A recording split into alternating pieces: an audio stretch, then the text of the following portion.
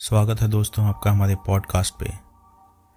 आज आपको मैं मजूमदार ये कहानी सुनाने जा रहा हूँ जो मेरे साथ घटी थी साउथ दिनाजपुर पश्चिम बंगाल में। तो दोस्तों मैं साउथ दिनाजपुर पश्चिम बंगाल में रहता था।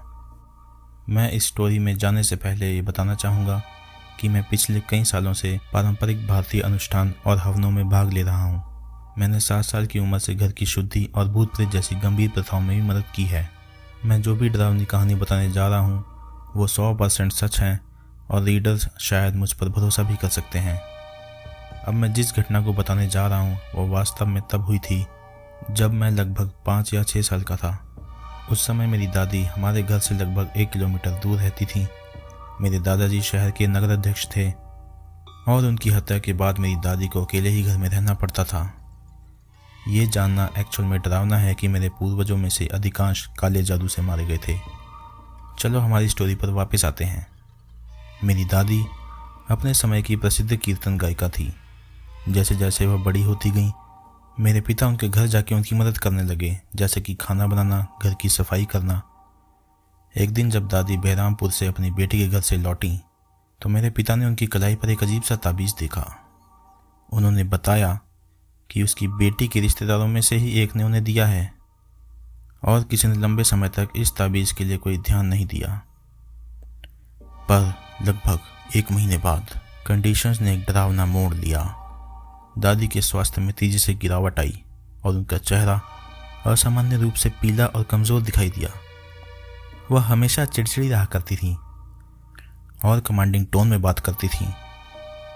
मेरी तरह घर में हर छोटा बच्चा उनके पास जाने से डरता था। धीरे धीरे भूख कम होने के कारण उन्होंने खाना छोड़ दिया और बाद में उन्होंने बताया कि उन्हें केवल आधी रात को ही भूख लगती थी।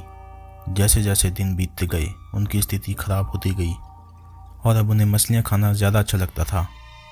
उस उम्र में भी उन्हें दी जाने वाली किसी भी मछली को वो खा सकती थी। मेरे पिता ने उन्हें नेसेसरी मेडिकेशन प्रोवाइड की, लेकिन सब बेकार हो रहा था। उन्हें देखकर कॉलोनी के और लोगों ने अंदाज़ा लगाया कि शायद वो पोजेस्ड हैं। एक बार किसी पड़ोसी व्यक्ति ने उन्हें छत पर खड़ा होकर घर के कॉर्नर में देखा। खुशकिस्मती से वह आदमी एक लोकल प्रीस्ट था। उसने उनके चेहरे पर एक अजीब सा एक्सप्रेशन देखा जो कि डराने वाला था और शाम को घर आने की पेशकश की। उन्होंने चेतावनी दी कि दादी को जब तक कुछ नहीं खाना चाहिए जब तक वो उन पर एग्जॉर्सिज्म पूरा नहीं करते, और वह उसी शाम मेरी दादी से मिलने आए। उन्हें और दादी के अलावा किसी को भी घर के अंदर जाने की इजाज़त नहीं थी और इसके बाद जो कुछ भी हुआ वह दादी ने अपने होश में आने और ठीक होने के बाद बताया। दादी को इस बात का अंदाज़ा नहीं था कि इस प्रक्रिया के दौरान क्या होने वाला है। उनको सिर्फ इतना याद है कि भूत भगाने का काम पूरा होने के बाद उन्होंने बस अपना सिर जोर से पीटा और अपने घर के पीछे एक पेड़ के ऊपर से किसी की चीख सुनाई दी। उस आदमी ने जिसने दादी की मदद की भूत भगाने में, उसने खुलासा किया कि जो कुछ भी उस पेड़ पर चिल्ला रहा था वह केवल दादी के शरीर में था और एक काला जादू ताबीज़ के द्वारा उन पर किया गया था।